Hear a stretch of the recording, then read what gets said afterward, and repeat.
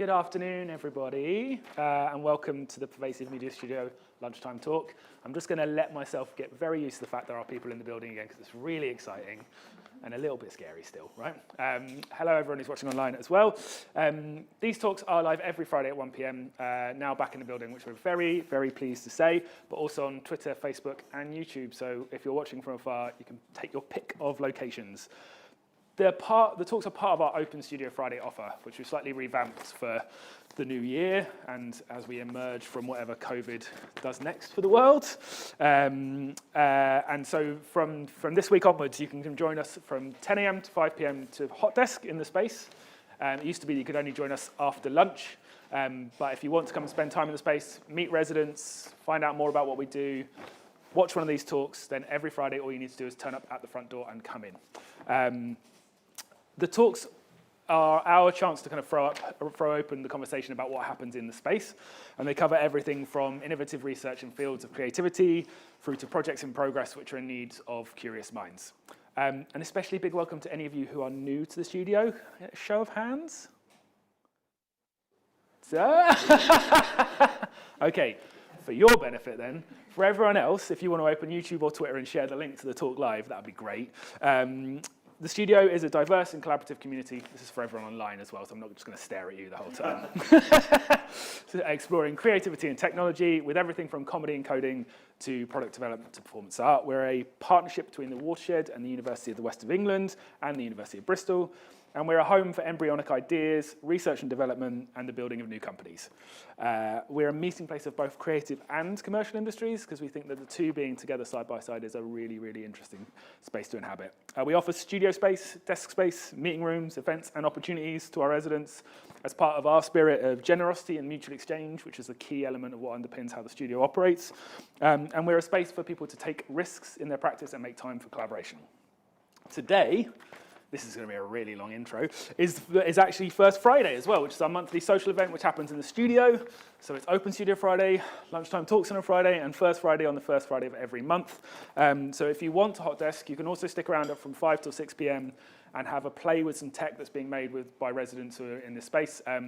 Creative technologist Taram is going to bring something he's testing for something he's doing with a lighting designer over at Watershed, and synth maker extraordinaire Jasmine Butt is bringing in some stuff she's been making as part of something we funded with the Studio Development Fund. So stick around for that, grab a drink, come and hang out with us and find out more about what we do. A quick bit of housekeeping. Feel free to move around while you're here if you want to. There's tea and coffee and water at the back. There's a quiet space to the left just here if you need it, just in that door there. Fire exit are at either end of the studio. If we do need them, we'll tell you how to get to them, so don't worry too much. And accessible toilets and baby change are at the corridor next to the kitchen. There's a Q&A at the end of the talk, and the talk will start soon, I promise. For those of you watching online, you can pop your questions into the YouTube chat or tweet us at PMStudioUK on Twitter. And if you're in the building, just raise your hand, the old-fashioned way. Next week's talk is Perceiving Facades in VR, and Emma Hughes and Ben Neal are going to discuss their project Facades, which is a surreal virtual reality VR dance experience that invites audiences to walk the line between reality and illusion. And I think you can see why I couldn't remember that one off by heart. You can get news on all future talks by heading to watershed.co.uk/studio, at PMStudioUK on Twitter, or at Pervasive Media Studio on Instagram. Subscribe to the YouTube channel if you're watching, or subscribe to our newsletter to get the latest news. Now, I'd like to introduce our speaker for today. Sammy Jones is a writer, editor, and researcher who works for Metro, Time Out, and more. And in this talk, Sammy's going to be reconsidering comment sections as part of the Bristol and Bath Creative R&D New Talent Fellowship. That's right. It's a mouthful, isn't it? It is. On the Amplify Publishing Pathfinder. And she's going to talk to us about why she thinks comment sections could be a positive opportunity for audiences and makers and not just a pain in the neck. So please give a warm welcome to Sammy. Hello. Hi, everyone. My name is Sammy, and I am a writer and I'm a journalist. And I've also been doing some research on behalf of Bristol and Bath Creative R&D on their Amplify Publishing Pathfinder. I'm a white woman with long black wavy hair. I'm wearing a black jumper and I've got some boots on that are almost wellies but not. I have been doing this research with Amplify Publishing into the future of comment sections, which is what it says up there on the screen. it's non-academic research. It has been part-time and kind of on the side of my writing stuff, but it's a bit like kind of formed part of my thinking about writing. And the program of Amplified Publishing work is all to do with looking into the future of comment sections, into the future of publishing, because as we know, the future of publishing has changed a lot, even in the past kind of like 5 years. It will probably be really different like next year even. So any kind of ideas about what we can do next to make publishing better makes a lot of sense. So when I'm talking about comment sections as part of this talk, I'm talking about comment sections that usually come at the bottom of content as part of publications. So I'm not talking about just like internet discourse, and I'm particularly not talking about social media. I'm talking about those comment sections that will turn up maybe at the bottom of an article on The Guardian, or maybe like after a video that's embedded into an article on a different like news site, for example, not the social media stuff that we see everywhere all the time. So why did I want to talk about comment sections? Why did I pitch to do this research for a year about comment sections in the first place to Bristol and Bath Creative R&D? So in real life, I am like a really talkative person. I chat to people everywhere all the time. It really like, it motivates my work as well. As a journalist, I talk to loads of people all the time, right? But in my like online life, I consume loads of content every day. Like I'm always reading articles, listening to podcasts and watching videos, but it never even crosses my mind to interact with the content that I have in my eyes, in my ears, everywhere, every day. And I do consume a lot of content, as I'm sure a lot of us do. So why is that? What is that like kind of the difference between my online and offline personalities? Why am I not even thinking about comment sections? And while I got thinking about that as well, I did some research into, is it just me? Am I the only lurker on the internet? But no, there is 99% of us apparently don't frequently interact with the stuff that we're reading, that we're consuming online. And why is that? Only 1% of us makes a lot of comments. I think NPR did a study into their comment sections before they shut it down. I think it was like 0.62 people were doing loads and loads of comments every day. So why are the rest of us not that interested? So the other side of comment sections that really interests me is reading the comment sections, because a lot of times comment sections will be the place where like actually loads of like juicy stuff happens, and you'll often get people saying, oh, I'm just going to skip to the comments because I just want that little juicy buzz of something. Don't want to read this whole like long form article. I just want to see people shouting at each other, basically, right? Okay, so that's me sometimes. I'm like, okay, and one of the comment sections that I really like is on Refinery 29, which is a publication online for young women. And one of the regular pieces of content they have on their site weekly is called Money Diaries. And as the name suggests, it invites an anonymous young woman to diarise her spending for the week and write it all down and publish it online. Like, that doesn't sound like too radical or amazing, but actually it gives you like this really incredible insight into a bunch of different stuff, particularly about money, which is something that we don't talk about very often, right? And some of the comments that you get at the bottom of this comment section just absolutely blow my mind. And they are kind of like the raw emotion really kind of amazes me sometimes. I can find like a lot of bitterness there. There's like jealousy there. There's anger. There's a lot of stuff that people wouldn't actually say out loud, I wouldn't think. It kind of reminds me of road rage.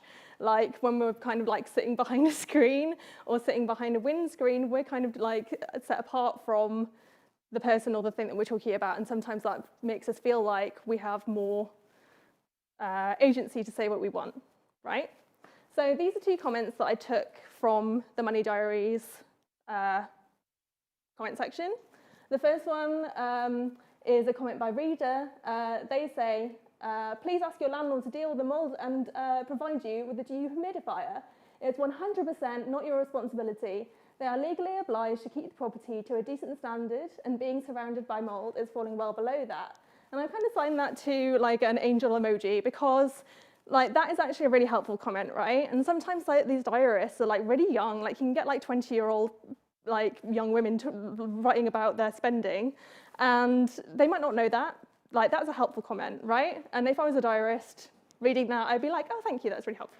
Great, thank you. But then you also get comments like this one by Opinions with a Z at the end, and it says, doesn't sound like you or your partner are trying very hard to find a full-time job, which is how I read it, right? And you can imagine Opinions with their, like, all their little spite and bile, and they're like, doing this commenting. And maybe if I was a diarist, so this was actually left on a money diary that was made by somebody with long COVID, which is like a fatigue condition, right? That's a chronic condition.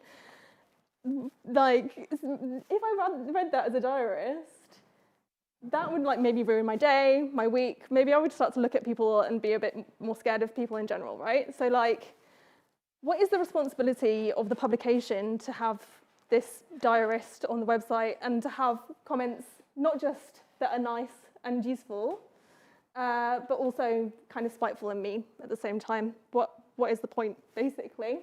So let's have a look at like some of the original intents behind sharing and commenting.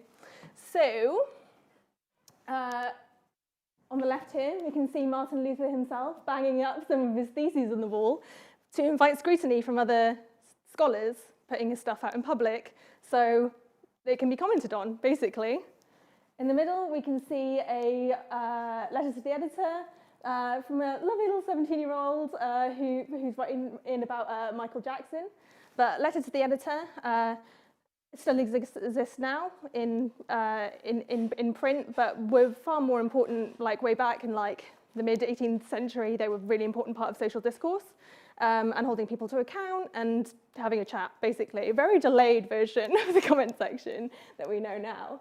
And then finally, we have a bulletin board system, which is from 1994, I think, and it's part of a university network service, and it would have acted like a bulletin board in a university kind of staff room, for example. So all of these things kind of show the intent, the human want to share knowledge and build on each other's stuff, right? And that kind of brings us to like, why did comment sections exist on the internet in the first place? So when I think about this, I think about like the optimism that people must have felt back then. And it kind of brings this image into mind. Oh, wrong one.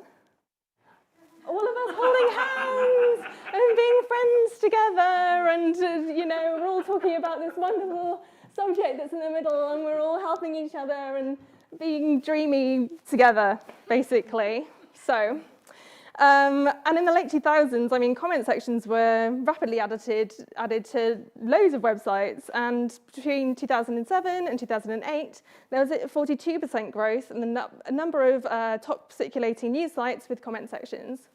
Boom time for comment sections.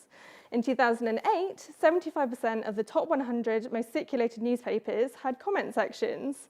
So that's a lot of comment sections, right? And you can kind of understand the intent of the news sites putting in these comment sections, because it makes a lot of sense as long as you ignore a lot of stuff, basically. So it can definitely be used as a space to talk and reflect and share knowledge in your audience. But also can be a space to receive feedback and become better publications in response to what people are saying. And it's a place for, the content creators to interact with people. And maybe this makes a special sense for journalists, because a dialogue between the publication and the people, surely that is kind of like one of the tenets of your publication. So obviously that's not what actually happened. So it kind of brings us to this. So then the axe really started to swing for online comments in the kind of mid-2010s. And then when it seemed like any kind of news organization or like website was kind of getting rid of their comments, they were kind of realizing that this was something that they couldn't control. So legacy publications that you would think probably wouldn't have an idea of how to look after a comment section, we're cutting them, kind of makes sense. But also like really new media places as well, like people like Vice, for example, who said in 2016 on them shuttering their comment sections, they said website comment sections are rarely at their best. Without moderation or fancy algorithms, they are prone to anarchy. Too often they devolve into racist, misogynistic maelstroms where the loudest, most offensive and stupidest opinions get pushed to the top and the most reasoned responses are drowned out in the noise, which is, I think, resounds with a lot of what research I've been doing. I did a survey into the like sentiments that people had about comment sections, considering comment sections, and a lot of them were like, yeah, they're like dangerous places to be. Basically, there's a lot of angry people there, and I don't want to be in that space. Fair enough. The second part of my research was doing some publisher interviews. So I kind of spoke to a bunch of people involved in publishing. So that's everyone from like moderator of a comment section to like the global head of digital at Time Out as well. And I also spoke to some freelance writers as well, as particularly two people who were kind of there at the beginning of The Guardian introducing their comment sections. So I spoke to a freelance social justice writer, and she said she didn't like comment sections because some random person who has never even thought about this subject before 5 minutes ago is now in your comment section commenting untruths and inaccurate statements, basically undermining what she's saying. Another person that I spoke to was a freelance climate justice writer, and those are like two really big topics that apparently incite like the most kind of like craziest comment sections, climate and social justice. He said, in lots of ways, any old crap got through really, talking about early Guardian comment sections, as long as it wasn't like Nazi posting. After the first 2 or 3 goes, I pretty much counted the comments instead of reading them. I made an attempt at one point to try and interact with some of the people that were the most considered, but they were still quite aggro. When I tried to have an exchange with them on my own site, it worked a little bit, but not massively, and I thought, this isn't going anywhere, and I kind of switched off from it largely. Okay, so that's the early comment sections, that kind of like the rise and the fall, the optimism, and then the realism setting in a massive scale, which brings us to where comments are in 2022. So it's kind of like a tumbleweed situation. Like you can imagine, like when these comment sections got shuttered in their like hundreds, even by all the big publications that could have had resource to look after comment sections, shut them down. We're talking about like Vice, like ESPN, Reuters, NPR, all of those big ones. They just couldn't handle it, basically. So in 2022, we are faced with publication websites that either have no comment sections at all, because the conversation has moved, right? So when we think about commenting now, we might think of social media because the conversation has moved to social media. So yeah, and the reason for that is because publications that are struggling, as we all know, don't have enough resource, basically, to look after comment sections, and social media feels like a much easier place to place your conversations, and you have to kind of follow where the people are. So yeah, comment sections left in the dust because comment sections are either they don't exist anymore because they just got so out of control, or they're like aging, basically, and they don't look good on their site anymore as well. So comment sections, why bother? Right, this is where everything about comment sections that I've just said, which sounds absolutely awful, we're going to try and bring it back a bit. Okay, team comment sections, whoop, whoop. So why bother now with comment sections for publishers?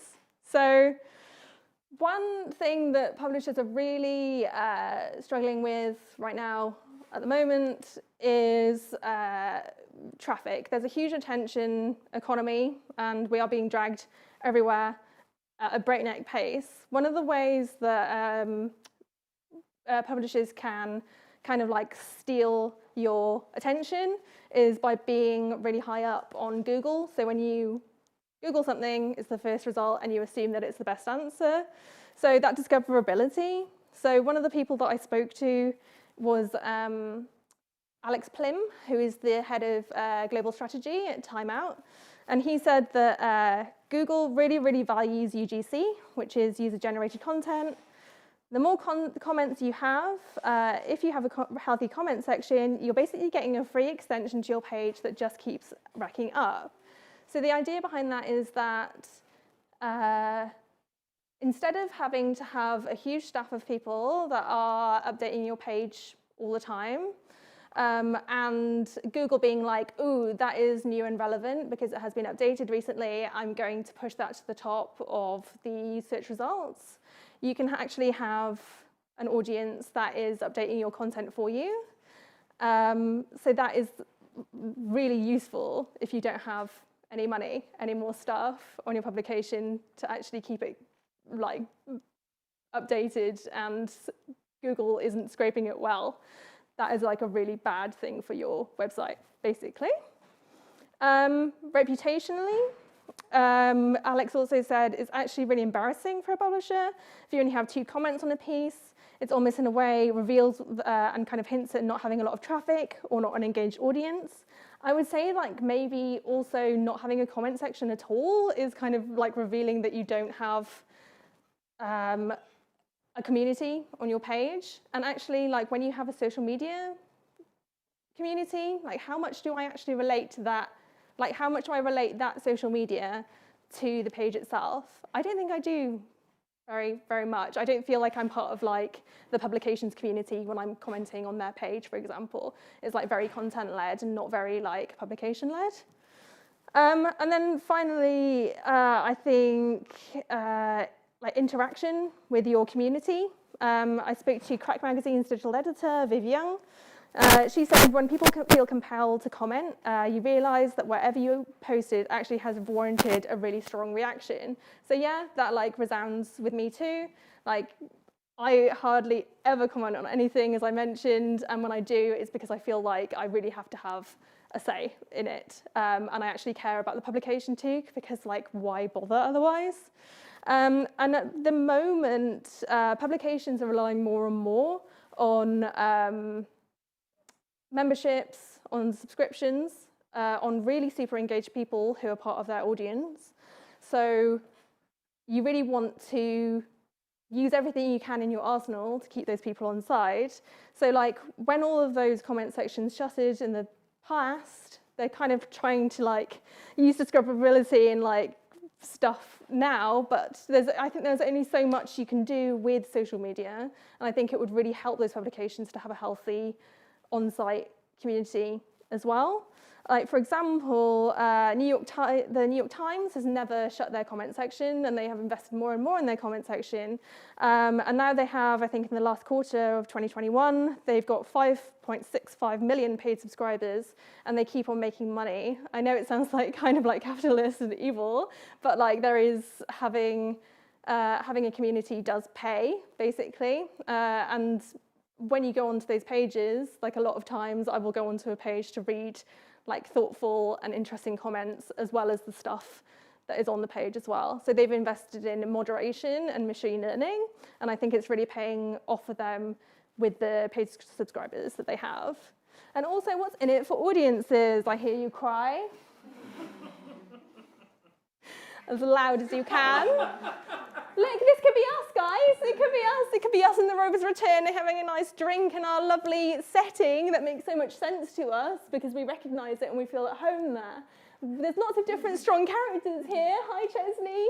But they're all getting on. Sometimes people get barred. Sometimes people get banned. And lots of happenings happen at the Rover's Return. But they're all part of a community, right? as well as the kind of like, every time I try and do this slide, it's like, I'm going to try and sell human interaction to a load of people. Is it working? I feel like I shouldn't have to do it. But having to like reminding people that comment sections aren't just places for people to be angry and annoyed and like be evil to one another. There is also something in like meeting people that aren't like yourself, talking then and there about something that you just read and enjoyed, learning something new that from somebody that knows more about it or has a different take on it than the publication that you just read. And I think that that's a really good thing.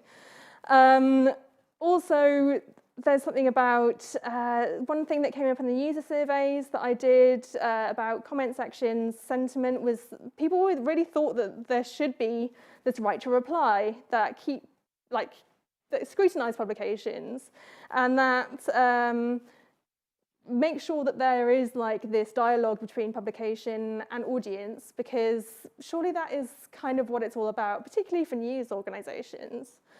There's also we're like in an era of like extremely polarized views and mass loneliness, and I just feel like having a community online that you know and feel part of can really help combat that, or be like one of the things that combats that too. So having friends, hanging out, vibing, that is one of the things that you could do in a comment section.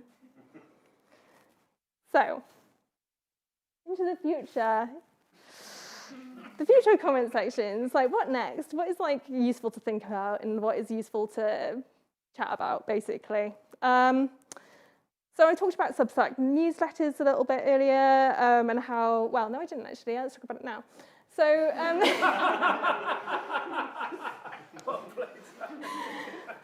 yeah, okay. Okay, dry mouth. Okay, let's go. So, Substack newsletters and content creators that have created small communities that basically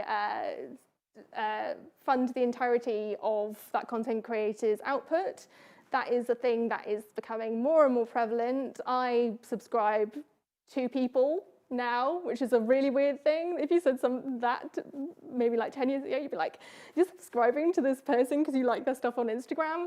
They'd be like, well, first of all, they'd be like, what's Instagram? But then after that, they'd be like, wait, so they're not your friend? No, I just feel like I just want to be part of that journey, that experience with them. I feel like they are like, I'm part of a community with them. I want to support what they're doing. I also support like publications that I think that should keep going as well.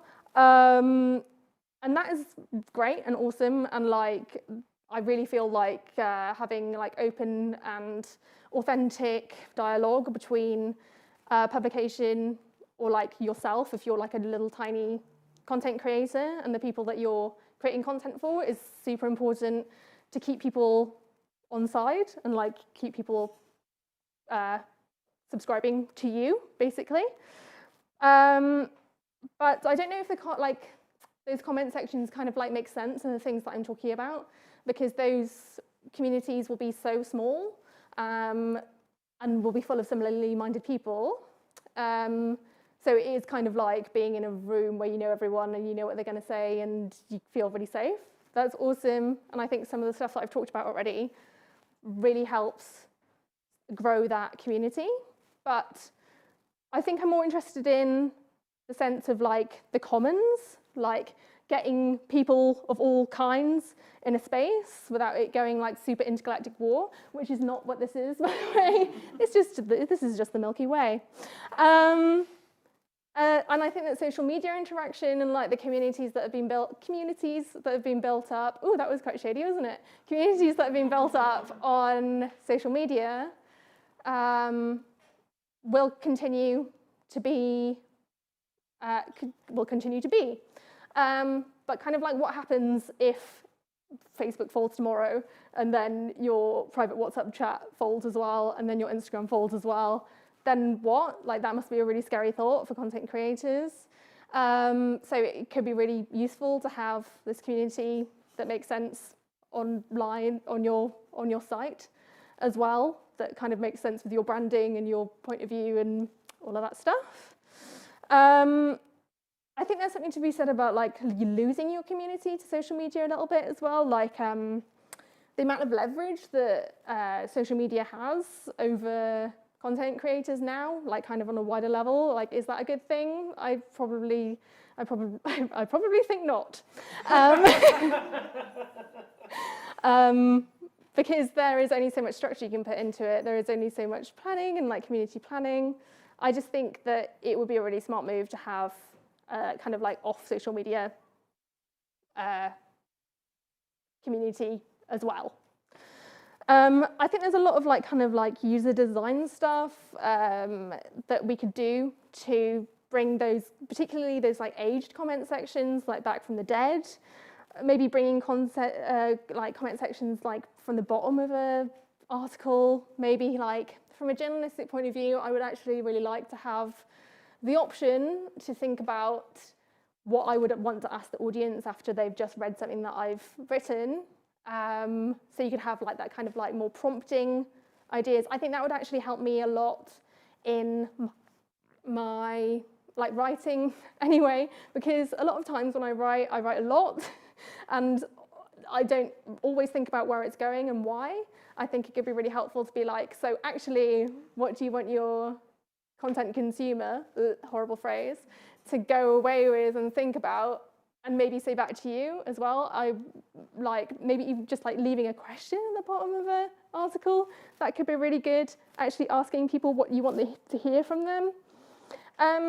Just kind of like finally, I took some really amazing interview snippets from a moderator of a Twitch stream that I interviewed. Like she's kind of empowered with a lot of tools on Twitch to look after the community that she's in. There's stuff like, well, obviously you can ban people, but there's like you can. She talked a lot about like positive reinforcement, basically. This is just something that she mentioned. So she says, the creator that I moderated for approached me because I'd been in her community for about 10 months and I was fairly active in the chat, starting to build remote friendships. She was just so positive and welcoming and warm throughout, and I really wanted to be part of that. I have loved it. It has been a really enjoyable experience. I just love like the optimism and like the way that they've kind of made it work. Like she's part of a team of moderators that is all across the world, and it feels like she's really bought into like this community. Obviously that would be very different if you're like a news site, but how can we actually think about building communities that have optimism in mind? How can we bring like more emotion back into talking to each other online, human style, or at least like some fun? And I'm like really aware that none of these conversations are going to be like perfect, like little dream conversations, because obviously we've already tried to do that and it went. So how can we kind of embrace the messiness of, and I'm not talking about like racism, I'm not talking about sexism, any of that stuff. I'm talking about like the weirdness of like talking online. How can we embrace that and kind of make that a plus? So the next part of my research is going to be taking all of this stuff that I'm thinking about and maybe some of the stuff that we talk about now, if you'd like to, and working with a designer to make a comment section of the future, and like how would that look and how would that feel? This research is part of the Amplify Publishing Pathfinder, and there's going to be a showcase at the end of April, which will show what I've been working on then, which seems really close now, actually. But we move. So I'm going to leave it there. Messy comment sections, messy worlds. How can we make them match and make them feel like a good space, not a horrible, horrible place? Thank you so much.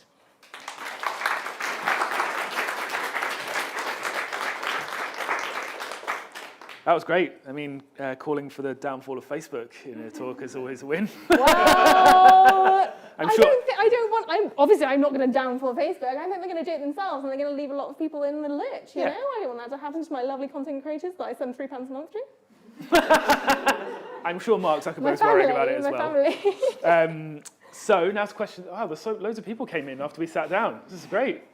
Hi everybody who just came in. Hello. Now is the time for questions. If anyone, Martin, straight off the bat, dive in, go for it. So my favourite comment section is the one on the Guardian cryptic crossword. Tell me more. The low stakes one's always so good. Well, it's great. So one of the things that's great is that you're not actually allowed to give spoilers for the crossword. So there's very little way for them to actually talk about the thing that they're supposed to be talking about. Yeah. So it devolves into just like a bunch of mostly weird old men like just having a chat and occasionally sort of obliquely referring to the thing that they're supposed to be commenting on. And are you just reading? Yeah. Yeah. Not saying you're a wheel on that. No, I'm just like, another content reader that doesn't actually. Like you, I'm a lurker. Yeah. But I was wondering how much you think that sort of sense of a niche shared interest is important in forming that like common community compared to like the social justice and the climate thing where the leaders don't necessarily have anything in common and are probably coming from quite different perspectives. Yeah, totally. I mean, I was thinking about like what would make me comment, and then the other night I was playing Stardew Valley, and I was like, oh, like this cute little thing happened. Let me tell me all of my friends. Oh no, none of them will care. Nobody gives a flying fuck. So it would be really nice to have a community for that really niche thing, right? That would be really great. But then how would that work? Would you have a Stardew Valley website? Like, yeah. How would that work? Are you asking Martin? Well, he's very clever. Yeah. But no, it's totally, that would be definitely one of the things that would like push you into commenting. You know, it always takes like a little boop. But you can tell that those people are really at home in that cryptic crossword place. So maybe that could happen for us one day. Okay, 1, 2, and then we'll go to the internet.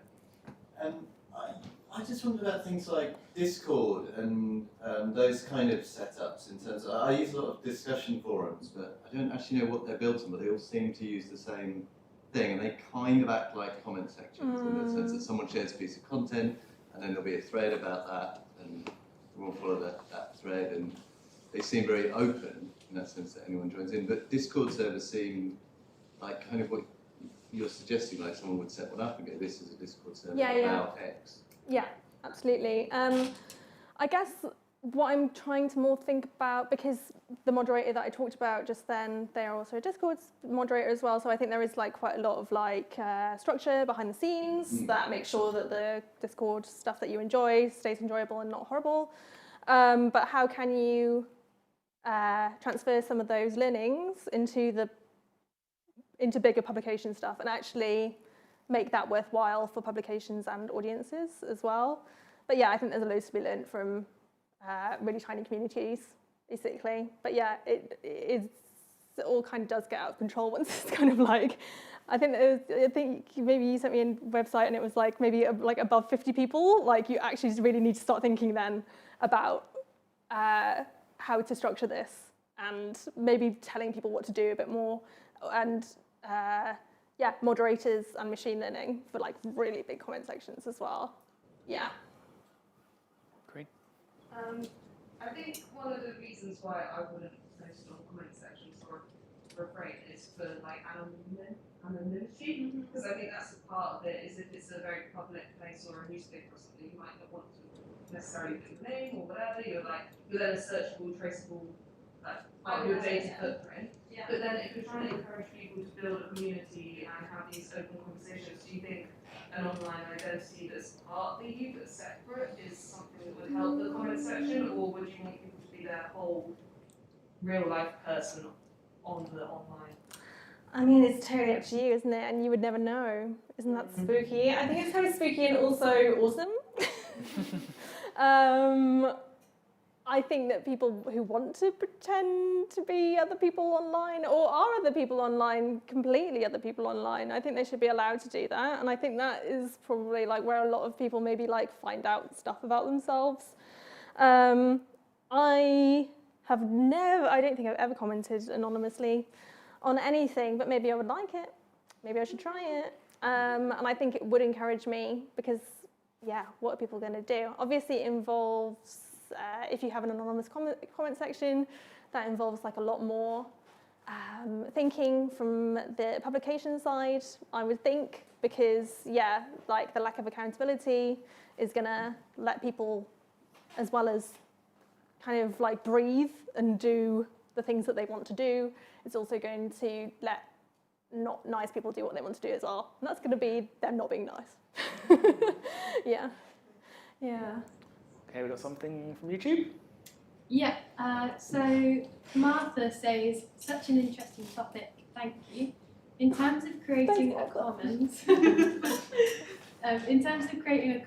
do you think it's important to have some kind of shared agreement, like a code of conduct, in terms of how we could or should interact?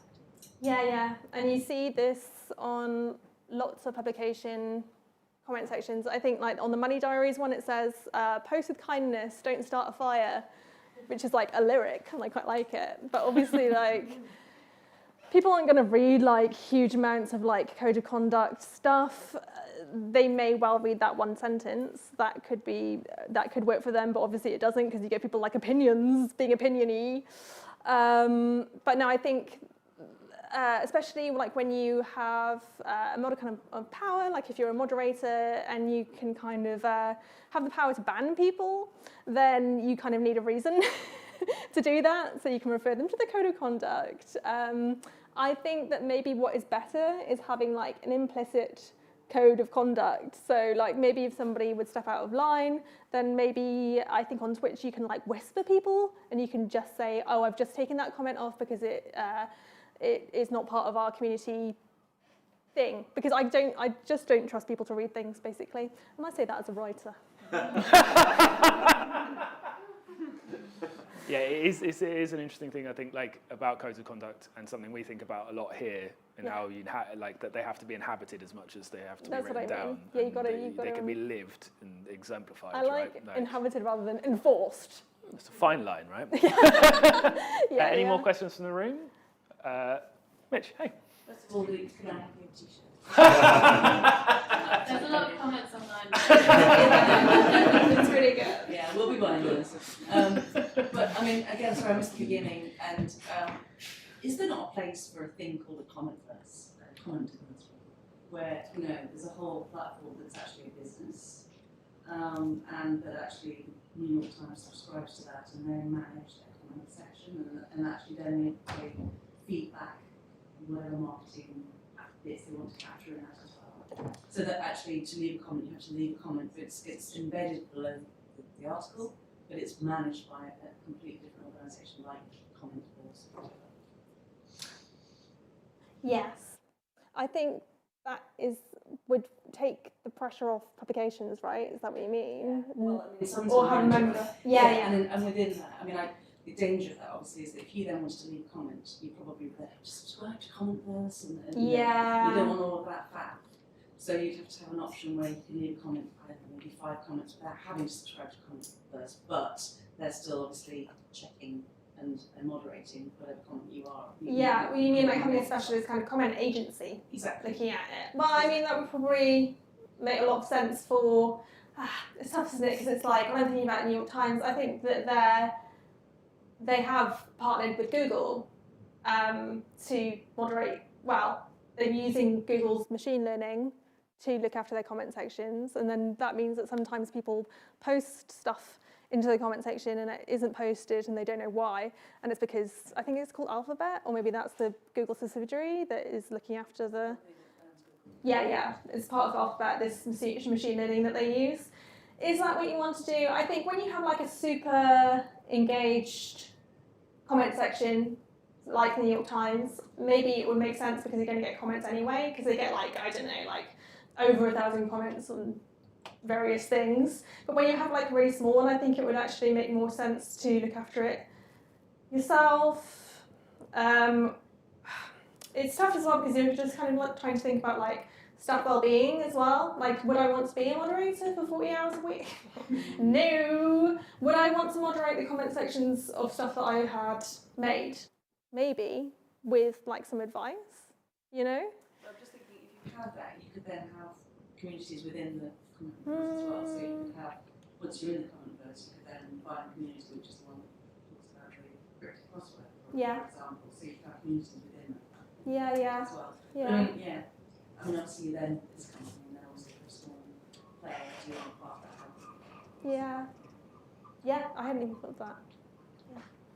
Thinking about staff rather than platform. Yeah. Okay, moving us on to the back. It's a similar kind of idea to building that, you know, like Reddit sub-communities. I know it's social media, but it's not too far removed from what that kind of idea is. I tend to find one of the things that I find in comment sections is kind of problem with knowing what are verified opinions and what are, you know, it's meeting an agenda, maybe it's bots, to kind of shape readers' comments or readers' opinions towards a certain agenda. Yeah, absolutely. One of the things I like about Reddit is that it rewards engagement, repeated engagement within certain communities. Mm-hmm. It's almost kind of, and forgive the kind of crypto wording here, but kind of a proof of stake in the community, Mm-hmm. which is in a sense a kind of a means of verification of itself. Yeah, absolutely. And I mean, that's what you want, isn't it? And I mean, when I'm talking about these moderators that are moderating really amazing communities, they're often volunteer moderators that have a stake in the community. How can you transfer that kind of like, I guess, emotional bond that moderators have with their communities into a commercial space? It's going to be really hard, I think. Yeah, needs more thinking for sure. But yeah, I mean, totally. As soon as I said my Stardew Valley thing, I was like, I would go to the Stardew Valley subreddit immediately. But then, yeah, how much leverage then does Reddit have? Which is a lot. Yeah. Any more from the room? We've got one more online. Yeah. There's one online from Tony. He said, if I see something online, I paste it into the group chat and dissect it in there. There's something about valuing the opinion of people whose opinions I know and trust. Do you have any thoughts on that? I have thought that I do that too. Of course we do this. I think that's why what Martin said and suggested about like niche conversations and that kind of instantaneous chatting. I think also,